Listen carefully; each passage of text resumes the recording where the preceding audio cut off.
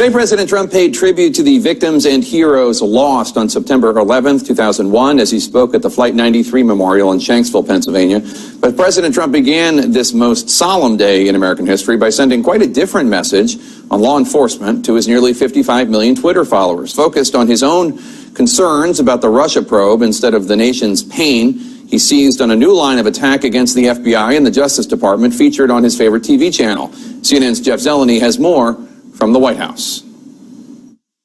We remember the moment when America fought back.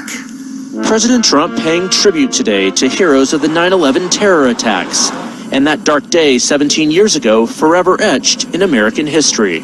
This field is now a monument to American defiance. This memorial is now a message to the world. America will never, ever submit to tyranny. The President and First Lady marking the day in Shanksville, Pennsylvania, where passengers brought down United Flight 93, whose hijackers were targeting the nation's capital. But on the most solemn of days, the President's mind seemed to be elsewhere, pumping his fist in the air as he arrived to greet supporters. After starting the morning insisting again on Twitter there was no collusion between President Trump and Russia, absolutely zero.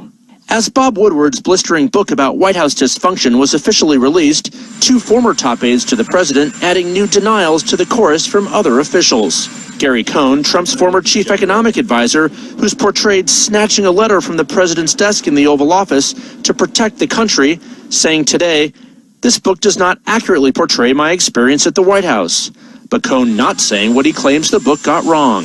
And Rob Porter, the former staff secretary who left the West Wing after a scandal of his own, saying in a statement, "The suggestion that materials were stolen from the president's desk to prevent his signature misunderstands how the White House document review process works." Woodward said he's not surprised or bothered by the string of denials. One key person who's in office called me and said, "Everyone knows what you've said here is true. It's 1,000% correct." And then this person has said some public things that contradict that. When asked about Porter and Cohen's denials in the Oval Office today, the president said this. I really appreciate their statement. Their statement was excellent. And they both set out beautiful, which shows that the book is just a piece of fiction. But for a piece of supposed fiction, Jake, the president certainly still intent and focused on all of this. Some aides even say consumed by this book. We should point out these denials come about a week after other denials, and certainly these denials do not answer specific portrayals in the book. We can also say some of the instances in the book were reported by us and other news organizations at the time. So to release these statements of denials, what Bob Woodward said is something that he's seen over the years. People say something privately to him and acknowledge in advance, we'll have to deny it later. Jake? Sources have a way of denying that they're sources. Jeff Zeleny, thanks so much. Appreciate it. Amanda, let me start with you. Donald Trump Jr. today slammed critics of the president, a specific critic of the president, tweeting, quote, "Injecting politics today is disgraceful." But of course, we have seen President Trump be political today and inject politics today, starting with his very first tweet about Peter Strzok and the FBI. I mean, I guess I still resent the fact that I have to pay attention to what Donald Trump's children say on Twitter all the time. I mean, seriously, why is this still happening? It's a sad fact of his presidency that he doesn't inspire real leadership, and he continues to rely on his children to conduct official work and be surrogates in the media, and that's just gross. Let's just take a look at some of the few tweets that the president did send about 9/11. The first one is a retweet of his White House aide, Dan Scavino. It's a photograph of the president himself signing a proclamation in the Oval Office about 9/11. Next, it was praise of then New York Mayor Rudy Giuliani, who, of course, is his attorney and represents him on cable TV. By about 8:30 a.m., the president had tweeted a photo of himself and the White House staff. If you look closely, you can see Omarosa. This is a picture from a year ago. Finally, at around 9 a.m., President Trump tweeted, 17 years since September 11th. That's it. That's all it said, 17 years since September 11th. There's a certain consoler-in-chief that politicians, especially presidents, are called upon to do. I thought he did a fairly nice job in Shanksville, Pennsylvania, but left to his own devices, I don't know. he doesn't really seem to get what people are looking for. Yeah, well, I mean, I think he does other things obviously better than he does the consoler-in-chief role. But I think what Donald Trump Jr. was actually talking about was taking on Joe Scarborough for an op-ed that he wrote in the Washington Post that basically said that what Donald Trump is doing to this country is worse than terrorism. To have that hit on 9/11, I mean, I don't care if you're a Republican or Democrat or what have you. I don't care if you share every single view that he espoused in that op-ed. It's totally inappropriate. And I whether you love Donald Trump Jr., you hate Donald Trump Jr., you hate this administration, I would hope we can all agree that that is sort of an inappropriate time to start invoking terrorism. Well, the thing that's really interesting to me is we hold everyone to a higher standard than we do the commander-in-chief. So 9/11, Donald Trump is as inappropriate as he is on not any given Sunday, any given day, right? Like, he started with fast tweeting about Russia collusion. He's fist pumping going to Shanksville, and he's thumbs upping reporters getting ready to tour a memorial site. Like, he's uber inappropriate. You're saying that Josh is holding Joe Scarborough to a higher standard than he's holding the president? Like. That's what it sounded what like do you a little think? bit. Are you holding? Listen, all I'm saying is that it was the wrong time for Joe Scarborough to publish an op-ed on 9/11. It's not just you, it's everyone. It's like he can get away. It's like, oh, he behaved himself. He was quiet in this meeting. And it's like, kudos to Donald. Like, are y'all kidding me? And ultimately, it's not even about like the commander-in-chief and what's appropriate. No. It's like he's missing a human screw. I mean, how do people react on a day like 9/11? You talk about the people. That's true, but when left to his own devices, which I think is the important point here, I looked back at what President Clinton, what President Obama, what President Bush said on Twitter today. They were all very similar. They were all about the lives lost, their families left behind, the brave men and women who served. This is not rocket science. Maybe there's something he can do. How about copy and paste? Maybe copy and paste Barack Obama's tweet or George W. Bush's, like, Only anybody's. Melania plagiarized. Yes, but you know what? But he can give credit maybe if he feels like anything is better than this wording. on 9/11. Exactly. But I mean, you say he does some things better than others, including in the consoling is not one of the things he does best. What does he do? Is he? But I mean, don't you think he should be working a little bit harder? I mean, when you wake up tomorrow, remember it's 9/11. Don't tweet anything about anything other than that. I mean, of course. Look, my preference would be that he spend absolutely nothing else other than remembering the people that were lost on 9/11. That we do something for the firefighters. That we do something for the policemen. We do something for everybody lost on 9/11. Yes, that would be my preference. Right. I think after a year and a half, I am well acquainted with the fact that that's not going to happen. It's just not going to happen. All right, everyone stick around. He helped organize the famous Trump Tower meeting that is critical in Robert Mueller's investigation. So how does Donald Trump Jr. feel about the possibility of could now come into conflict with the federal case in which Cohen has already pleaded guilty to 8 counts, including tax evasion? CNN's Eric Orden has the story. So tell me what you know. Sure. So what we know is that today, New York State tax investigators are scheduled to meet with Michael Cohen's attorney, Guy Petrello. The inquiry from the tax department in this case involves a tax fraud examination regarding the Trump organization, and that stems from some of the material or information that was included in the federal charges against Michael Cohen that were brought in August by the U.S. Attorney's Office for the Southern District of New York. Mm-hmm. As with any ongoing criminal investigation or criminal case, federal prosecutors usually don't want other offices from taking certain investigative steps that might potentially interfere with their case. And in this matter, we know that the U.S. Attorney's Office has dissuaded other offices from doing that at this moment until their case regarding Cohen and some of the other related matters is over.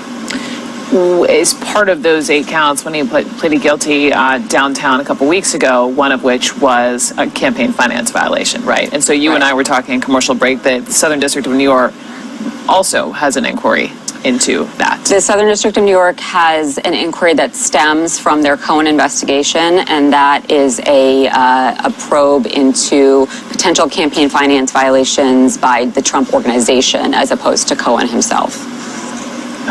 Okay. Eric Orden, thank you so very much on that. Yep. You can check out her whole story. Just go to CNN.com. And with this final bit, let's just remind everyone, as we've been talking to people up and down the Carolina coastline, Hurricane Florence, Category 4. The story here, as we've been talking to meteorologists, isn't just the powerful winds, right? Isn't just the fact that it could really stall over the coastline and pour 20 to 30 inches of rain. You know, the issue is so many of these areas are under this mandatory evacuation that it's going to continue in. And so for folks who are leaving the coastline and going inland, you really need to go quite a bit inland, as Jennifer Gray was just reporting out this last hour. You know, even inland Carolinas could see up to 20 inches of flood water. So we are thinking about all the EMS crews, the rescue crews, fire, as they prepare for what is to come here with Hurricane Florence. Stay put. I'm Brooke Baldwin. Let's go to Washington. The Lead with Jake Tapper starts now. President Trump says we're totally prepared for the hurricane. Where have we heard that before? The Lead starts right now. Breaking news, President Trump addressing this monster storm, what could be one of the most powerful hurricanes to ever hit the East Coast, as he then brags that the response in Puerto Rico to Hurricane Maria was a, quote, unsung success. That about a disaster with a death toll of nearly 3,000. Also today, President Trump playing uniter and divider with a solemn tribute to mark the attacks of 9/11 while also launching a new attack on the FBI. Plus, new questions after an off-duty cop shoots and kills a black man in his own apartment. The officer claims it was a tragic mistake, but a new witness might disagree. This is CNN Breaking News.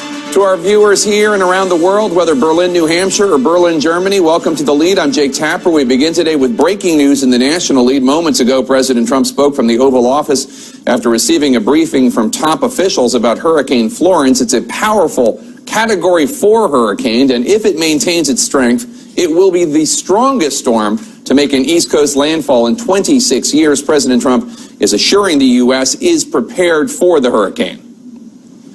We are sparing no expense. We are totally prepared. We're ready. We're as ready as anybody's ever been.